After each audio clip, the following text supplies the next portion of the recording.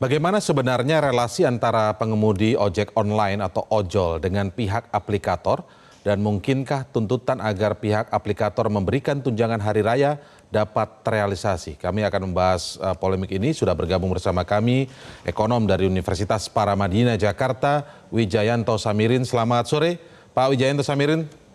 Terima kasih atas waktunya. Selamat sore, Mas Indra. Baik, kita berbincang ini kalau melihat peristiwa ini Pak ya, kita berbincang soal yang sebenarnya saya teringat mungkin beberapa tahun yang lalu, apakah itu 2016 atau 2017 begitu Pak ya, atau bahkan mungkin 2015, ketika pertama kali ada ojek berbasis daring atau online ini, begitu kemudian berhadapan dengan entah itu taksi ataupun ojek yang konvensional. Dulu ada istilah konvensional dan berbasis daring begitu Pak. Artinya kalau saya melihat apakah mungkin ini Pak, kita dalam hal ini pemerintah selalu gagap menghadapi perkembangan inovasi sehingga regulasinya selalu terlambat?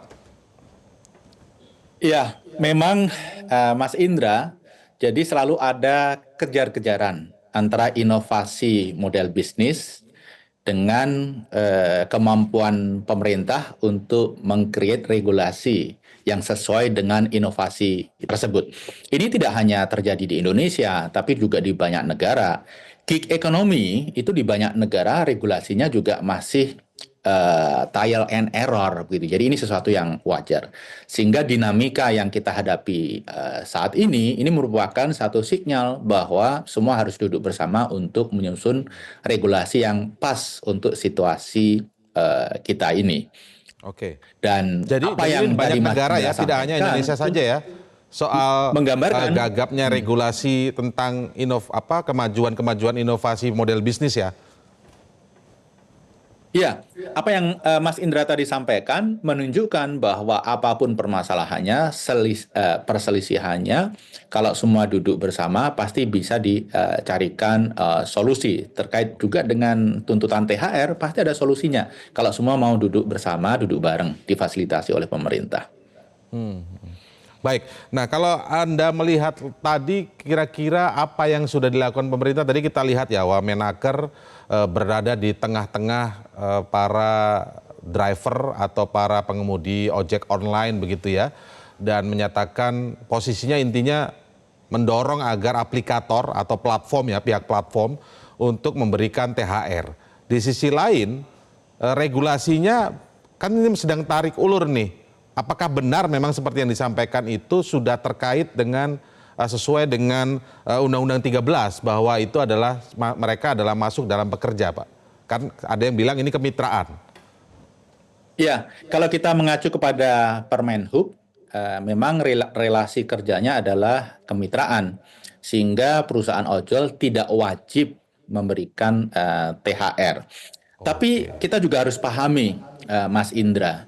Jadi salah satu yang membuat sektor industri ojol ini bisa tumbuh pesat sehingga sekarang dalam waktu kurang dari 10 tahun sudah mempekerjakan 4 juta lebih driver ojol. Ini hanya sedikit di bawah total ASN plus Polri plus TNI yang 4,3 juta.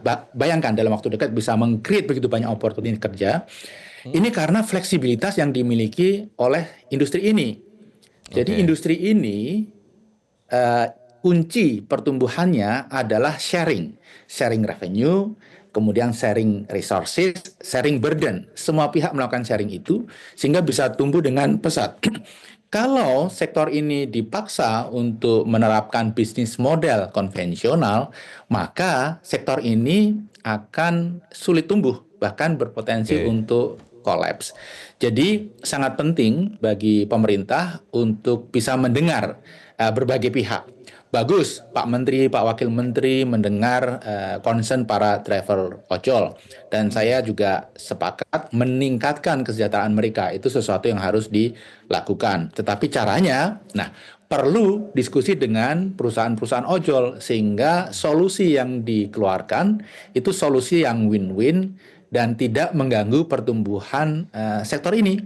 Kalau sektor ini terkendala, maka yang dapat masalah driver ojol juga kita semua sebagai calon penumpang nih, karena layanan akan berkurang kalau industri ini tidak mengalami pertumbuhan, bahkan mengalami penyusutan. Saya rasa yang paling penting adalah semua pihak didengar secara fair, objektif, begitu Mas Indra. Solusi win-win yang konkret itu kira-kira gambaran Pak Wijayanto seperti apa Pak? Karena kalau penerapannya seperti ansih seperti THR, apakah mungkin kan? Kalau saya lihat ya beberapa tanggapan dari pihak aplikator ya atau pihak platform itu kan rata-rata normatif, mengerti sekali, menghormati sekali soal apa namanya bagaimana Ramadan, kemudian dan bahasanya itu adalah istilahnya tali asih. Yang dituntut THR, ini ada jawabannya tali asih. Dan tidak hanya satu aplikator saja yang menanggapi ini. Kita lihat tadi ada cukup juga pernyataan yang cukup normatif. Nah, kira-kira win-win yang seperti apa? Karena Anda tadi bilang kalau ini diterapkan di soal yang konvensional, artinya pekerja kan? Kalau pekerja maka mendapat THR. Tapi ini mitra, bagaimana ini kalau mitra? Apakah THR juga? Nah, win-winnya seperti apa gambaran Pak Wijayanto kira-kira? Ya, saya rasa harus dicari titik optimal, sesuatu yang bisa diterima oleh driver ojol, oleh perusahaan ojol, juga oleh para penumpang. Karena apapun solusinya akan mempengaruhi tiga pihak tersebut. Saya juga mencoba memotret ya kondisi driver ojol ini. Kan variasinya, range-nya lebar sekali. Ada driver ojol yang menganggap ini adalah pekerjaan tetap. Tetapi mayoritas ini merupakan pekerjaan sampingan. Seperti sopir saya, Mas Indra. Ya. Dia jadi driver ojol ketika saya sedang tidak sibuk. Hari ini misalnya, saya nggak sibuk, saya nyetir sendiri. Dia ngojol. Kemudian Sabtu ketika ada waktu luang, dia ngojol gitu ya. Jadi bagaimana kita menerapkan satu program peningkatan kesejahteraan yang fair. Jadi tidak bisa one size policy fit all karena situasi driver sendiri sangat lebar variasinya. Jadi menurut saya yang paling penting adalah duduk bersama. Bahkan menurut saya, Mas Indra, yang harus dipikirkan bukan saja solusi ad hoc, hanya sepotong tentang THR ini, tapi juga solusi yang sifatnya sistematis. Sehingga ke depan tidak ada lagi unhappiness, protes, demo, dan lain sebagainya. Kita harus belajar dari pengalaman menaikkan UMP. Hampir setiap tahun selalu ada demo. Kenapa? Karena solusi yang diberikan belum sistematis, belum komprehensif. Tapi saya bersyukur Kemenaker sangat open-minded, sehingga saya sangat optimis akan ada solusi yang win-win bagi semua. Solusi yang kemudian disebut tadi tidak ad hoc tentu idealnya begitu Pak ya, karena kan kalau kita lihat ke depan ketika ini misalnya tadi duduk bareng, bisa saja kita khawatirkan solusinya bersifat ad hoc, karena nanti kalau bersifat ad hoc malah nanti bagaimana ke depan malah misalnya menuntut bagaimana asuransi. Ya kan? Itu kemungkinan itu bisa ada karena kalau konteks pekerja Pak, sebagai pekerja itu satu asuransi, paling tidak BPJS misalnya. Kemudian dan yang lain-lain. Mungkin juga ada soal pendidikan dan lain sebagainya begitu Pak ya. Nah, tapi solusi yang tadi Anda sebut tidak ad hoc atau solusi yang komprehensif tadi untuk jangka waktu panjang. Ini terkesan atau terdengar too good to be true tidak Pak? Kira-kira Pak? Ketika regulasi tentang hubungan kemitraan antara hubungan yang antara aplikator dan pengemudi ini belum terlalu clear. Ya, karena begini juga, kalau para driver ojol itu diperlakukan seperti pekerja, nah mereka juga harus siap jika ada jam kerja, jika ada target minimal setoran, ada proses seleksi yang ketat, harus siap kalau tidak diterima, harus siap kalau tidak memenuhi target, kemudian diberhentikan dan lain sebagainya.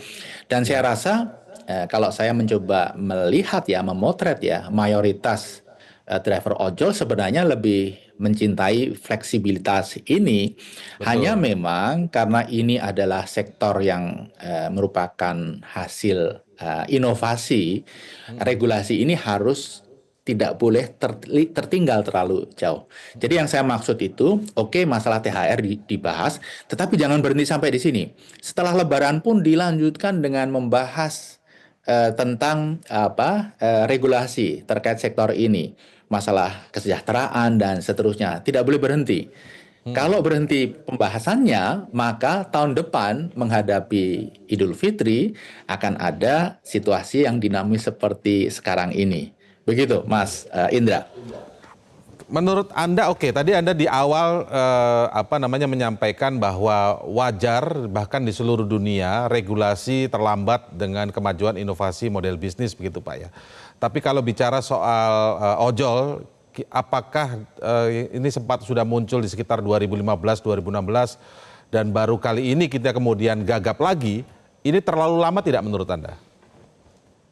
Saya rasa ini salah satu akibat pembahasan itu tidak dilakukan secara simultan, gitu ya. Jadi menyusun regulasi itu idealnya antisipatif, diperkirakan ke depan masalah yang akan muncul itu apa, kemudian dicarikan solusi sebelum isu itu meledak menjadi isu yang besar dan masif. Makanya idealnya Ya, tidak hanya membahas masalah THR ini, kemudian pertemuan itu multipartit itu diteruskan gitu ya, betul. sampai disepakati satu kebijakan yang komprehensif, apapun isunya sudah ada kebijakan, sudah ada formulanya, pakai saja formula yang sudah disepakati begitu. Tetapi ini memang mensyaratkan yang pertama pihak-pihak duduk bareng, driver ojol, pemerintah, perusahaan ojol, perwakilan penumpang, dan melibatkan pihak-pihak independen, pengamat, ekonom, peneliti, dan lain sebagainya. Ya. Yang tidak kalah penting adalah perlu kita lihat di negara lain apa yang mereka lakukan. Kalau ada hal yang bagus, kenapa tidak coba diadopsi di Indonesia? Tapi kalau berbicara masalah THR, ini unik Indonesia. Di negara lain tidak ada tuh yang namanya THR. Oke. Nah ini berarti memang kita negara kita harus memang pemerintahan kita juga harus mencari solusi yang terbaik ya Pak Wijayanto, karena di negara-negara lain kan tidak ada. Nah ini yang menarik juga Pak. Sebenarnya ada tuntutan bahwa aplikator sudah banyak diuntungkan. Para pengemudi, para driver juga memprotes kalau banyak sekali potongan-potongan harga yang merugikan mereka sebenarnya dalam soal operasional sehari-hari. Jadi harganya murah banget, Ya. menguntungkan bagi penggunanya, konsumennya, tapi bagi mereka pengemudi driver ini tidak menguntungkan sekali begitu ya. Menurut Anda seperti apa bisa merapikan ini? Ya, saya lihat ini adalah industri yang masih belajar ya. Jadi belum mencapai maturity, masih jauh dari maturity. Sehingga masalah pricing segala macam itu juga masih sangat dinamis.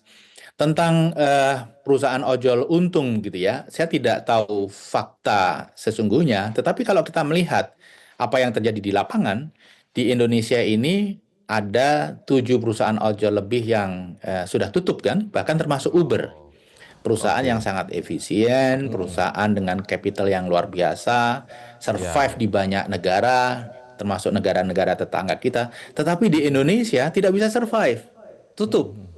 Padahal potensi pasar Indonesia luar biasa. Artinya apa? Memang market kita ini sangat sulit, sehingga ini yang diperlukan agar ekosistem industri ojol ini diperbaiki, sehingga semuanya punya ruang untuk bernafas, semuanya bisa merasakan manfaat. Jadi memang perlu dicari titik optimal tadi itu, Betul. Mas Ya, Indra. Benefit ya, bagi perusahaan ojol, benefit ya, bagi driver, dan ya. benefit bagi penumpang. Titik optimalnya itu akan di mana? Nah, Ya. ini perlu Oke. dibahas Ya, berbagai sebenarnya pihak nih. hubungannya kan mutualistik ya, antara pengemudi, driver, kemudian dari pihak aplikatornya ini kan sebenarnya saling membutuhkan dan saling menguntungkan sebenarnya ya. Nah, tinggal bagaimana Iya, kita tuntut nanti pemerintah untuk tidak gagap lagi membuat regulasi yang komprehensif, jangan hanya kemudian populis hadir di tengah demo dan seolah-olah ikut mendorong satu pihak saja begitu ya. Pak Wijayanto, kita nantikan iya. langkah selanjutnya seperti apa. Pak Wijayanto Samirin, terima kasih atas waktunya. Ekonom Universitas Paramadina Jakarta. Selamat sore Pak. Jelajahi cara baru mendapatkan informasi. Download Metro TV Extend sekarang.